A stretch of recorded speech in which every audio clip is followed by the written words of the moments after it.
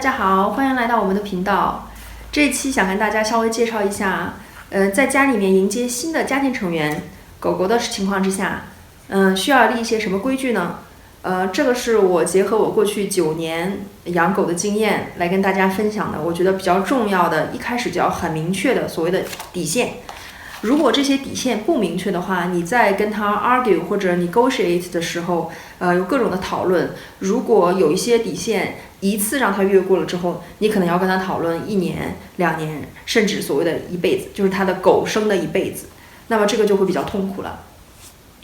那么第一条就是狗狗回家了之后，最主要的不要在餐桌上面给它喂食，不要让它在餐桌旁边祈祷。为什么不要让它Sorry， 不是祈祷，是乞讨。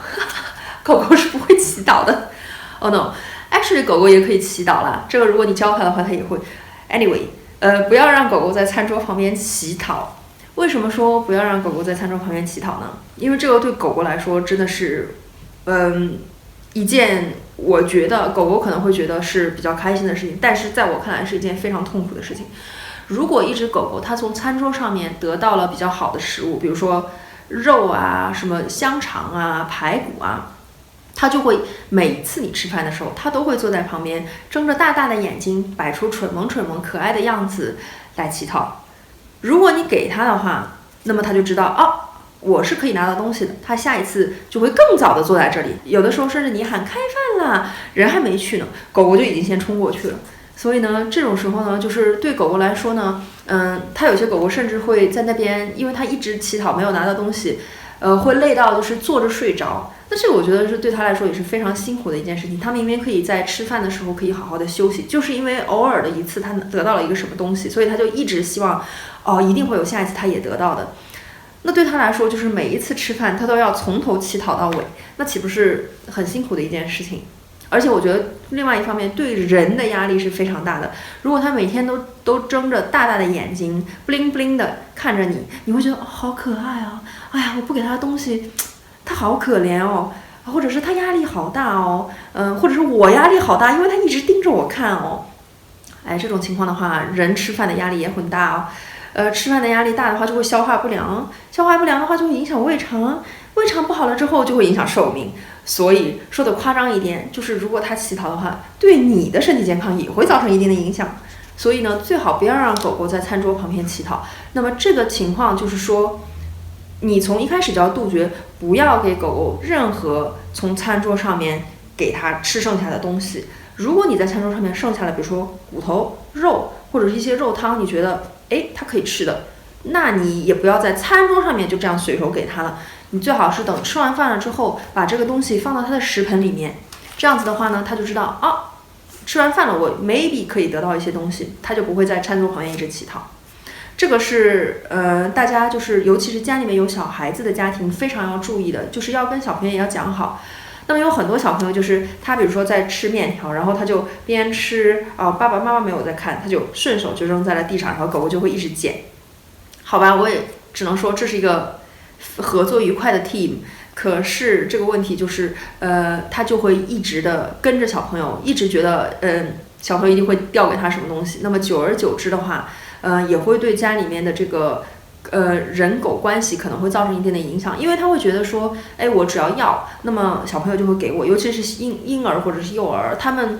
可能有些时候甚至还没有狗狗高啊。那如果这种情况之下，他会觉得说他在家里面的地位高于婴幼儿。那就会造成一定的风险，就是说，如果家长没有看住狗狗和婴幼儿的话，如果有些时候小孩子，比如说爬到他的狗窝旁边，他觉得这个孩子威胁到了他，他可能就会咬他。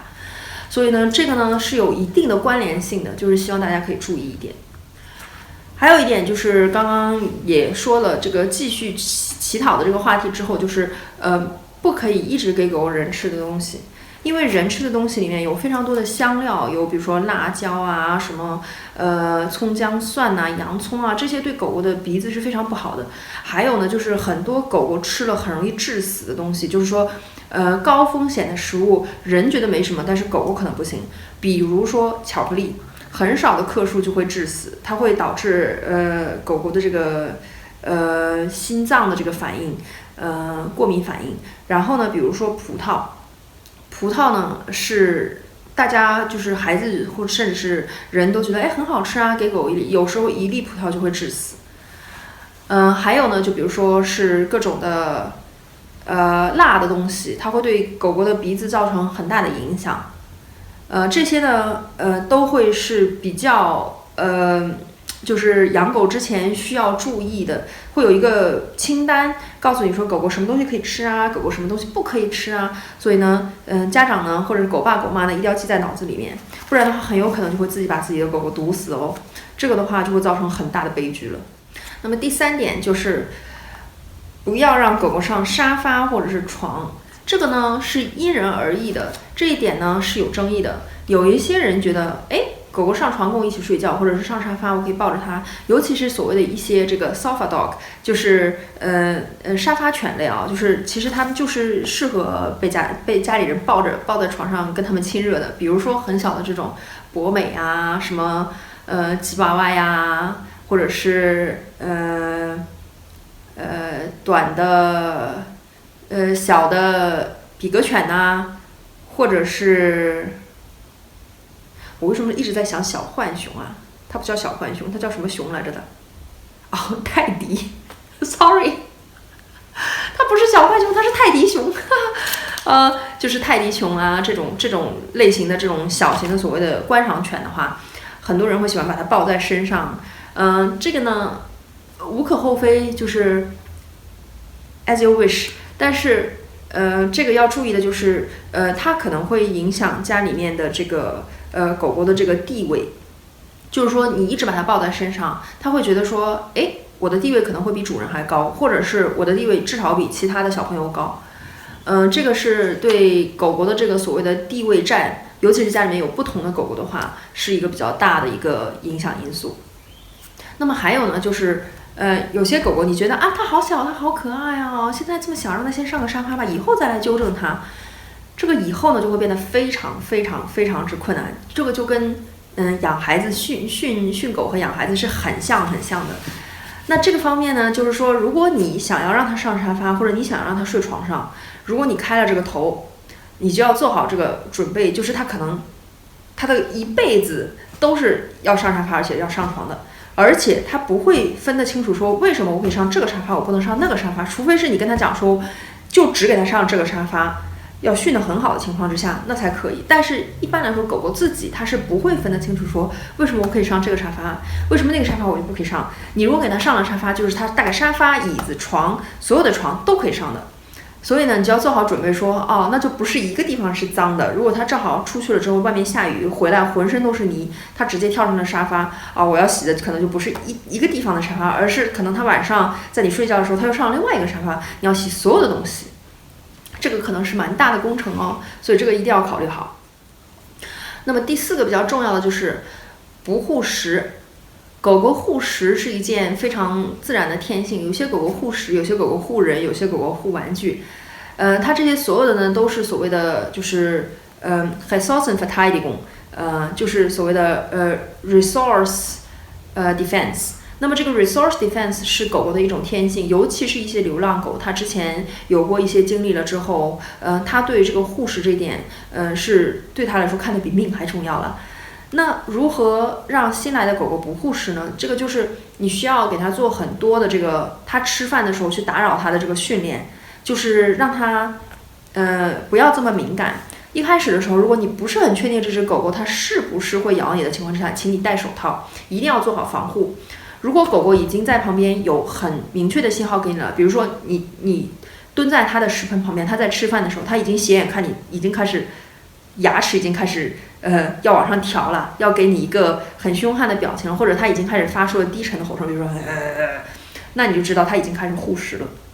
这种情况之下，建议一定要先做好自己的防护，千万不要被它咬到。如果被它咬到的话，你以后又要去打狂犬疫苗，又要去打各种，这个就非常复杂了。如果你实在是不敢训的话，就建议你最好找一个 dog trainer 来帮你训，去狗学校，让人家帮你解决这个问题。但是一般来说，如果是小狗的话，如果你有这个意识，一开始就给它训练，不要让它护食，就是它比如说吃饭的时候，你就把手挡在它的食盆前面，或者是你把它的食盆挪走，然后他如果没有任何的反应，他又过来吃饭了，你就跟他讲说，哦 ，good girl，good boy，好乖啊，棒棒啊之类的，那么他就知道，哎，我不护食，那么也没什么问题嘛。但是尽量就是，如果是他的东西，你不要拿走了之后就不还给他，你还是要还给他，甚至你可能要给他2个奖励。那这样子的话，他就会慢慢的过几次他就知道了，哦，我不用护食也没有关系，因为我的东西我还是会拿到的。或者是有的时候是你甚至是可以，比如说他吃到一半，哎，我想给他的狗粮里面加点水，或者是加点什么，他知道说，哦，我不护食的话 ，maybe 还有一些其他的东西会加进来，哎，这个也是一种训练的方法。那么接下来第5点就是不要让狗狗对陌生人叫，不要让狗狗对门铃有反应。这个呢是真的需要一个长期的训练过程。一般小狗的话会很喜欢对着各种什么小朋友啊、什么玩具啊会叫来叫去。如果这种叫的话，它只是一种玩的话没有关系，但是请你不要去激发它、诱发它，让它叫得更厉害。如果它已经开始对着人或者是其他的狗狗开始叫了，请你不要在这种情况之下还要说哦 good boy， 就会让他觉得说，哎，我叫竟然还会得到奖励，那他就会叫得更厉害，他就会有一些是属于看护犬，有一些是属于这个看门犬，像这种的话，它本来就有这种天性。如果你希望它看家的话，那么你可以不用去阻止它；如果你不希望它看家，你本来就住在城市的中心，家里面经常会有邮件会来啊，会有什么快递啊，会有小朋友啊，会有其他陌生人的话，那就建议你从一开始就要好好的训练它，不要让它对陌生人叫，不要让它对门铃有反应。如果它没有反应的话，请你给它一些表扬它的这些 tricks 或者玩具。如果它有反应的话，请你跟它说 no。然后还有一点就是，陌生人来了不要让它往上面跳，因为现在如果小狗狗它只是跳一下下的话，大家会觉得哦好可爱啊，然后摸摸啊。如果你这个时候摸它，其实是对它的一种鼓励。如果它在这个时候跳，你觉得哎还好。可是如果它长大了，如果它是一只大狗了，它跳起来已经到了你这么高了胸口的地方，甚至是比如说它如果出去了，在外面正好下雨，然后它在楼下碰到了一个朋友，然后它就对着朋友就跳了，它的爪子都是湿的，然后浑身都是泥，你可想而知会有什么样的状况。所以这个东西都是需要长远考虑的。如果现在你只是觉得它很可爱，它可以这样子的话，那么请你想想，10年或者是5年之后，它是不是依然还是可以这样子呢？如果是可以的话 ，OK no problem。如果是你觉得不行的话，那还是从一开始就避免会比较好一点。还有一点就是要对狗狗训练对人友好。那么对陌生人友好这件事情呢，其实非常难以训练的，所以呢，需要一开始对自己家人友好。对自己家人友好呢，尤其是家里面有小朋友的这些家庭，怎么训练呢？就是说从一开始的时候，比如说狗狗坐在那里，你就去挤它啊，碰碰它啊，推它啊。有些狗狗呢很有耐心，它就会说啊，好吧，不知道它在跟我玩什么也无所谓。这个时候你就要表扬它说，哎，做得很好啊，很棒啊。如果有些狗狗呢，它就是你推它那2-3次之后，它就已经开始就是看你的眼神已经开始凶狠起来，就是你好讨厌啊，滚开啊这样子。那这个时候呢，就要多加训练，因为这种狗狗它现在小会没有什么关系，如果它大了之后，尤其是成犬之后，而且是那种没有被咔嚓掉，就是没有被阉掉的狗狗，公狗会非常的有个性，会非常的讨厌小朋友、小动物，甚至其他的狗狗来接近它。你如果从一开始就不培养它一个比较友好的性格的话，尤其是有小朋友，有些小朋友会年纪小的话，他会不知道抓哪里，可能会抓到眼睛啊，拽到那个狗狗的毛啊，或者是抓到耳朵啊，狗狗会痛啊。他如果反口就给你家的宝宝一口的话，那岂不是很惨？所以呢，这个时候就是要对他做一些所谓的骚扰训练，就是你怎么骚扰他，他都没事。如果他没事的话，你就给他一些吃的啊。然后这些骚扰训练当然要就是有一个界限，你不可能说我骚扰他几百遍，快把他弄到崩溃，那没有这个必要。就是比如说你做个3次4次，然后发现他还挺好的啊，那就再过一段时间，比如说今天晚上或者是明天再来做几次骚扰训练。做几次之后，这些狗狗就知道啊，狗狗主人只是烦我啊，它只是这样子啊，好吧，也没什么关系。而且如果我要是表现得很友好的话，我说不定还可以拿到一些奖励。它的性格就会慢慢的被培养的比较好一点。这个是对有宝宝和有小朋友或者是有其他宠物的家庭比较重要的一点。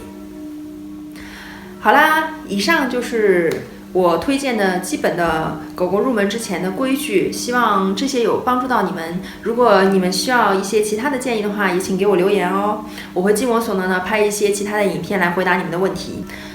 好啦，那就先祝你们好运啦，希望你们都能够跟你们的新的家庭成员相处愉快。下次见喽，拜拜。